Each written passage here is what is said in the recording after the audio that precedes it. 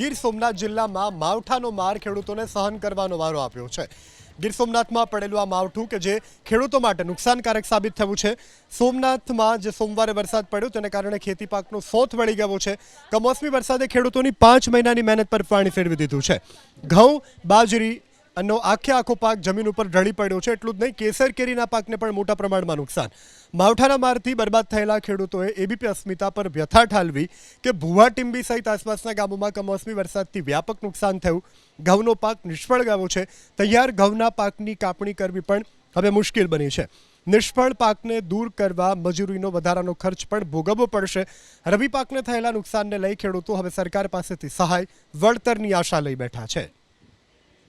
કમોસમી વરસાદે ખેડૂતોની 5 મહિનાની મહેનત પર પાણી ફેરવી દીધું છે।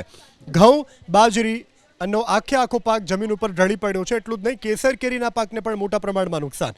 માવઠાના મારથી બરબાદ થયેલા ખેડૂતોએ એબીપી અસ્મિતા પર વ્યથા ઠાલવી કે ભુવા ટીંબી સહિત આસપાસના ગામોમાં કમોસમી વરસાદથી વ્યાપક નુકસાન થયું।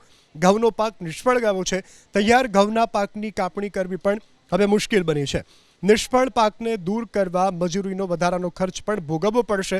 રવિ પાકને થયેલા નુકસાનને લઈ ખેડૂતો હવે સરકાર પાસેથી સહાય, વળતરની આશા લઈ બેઠા છે।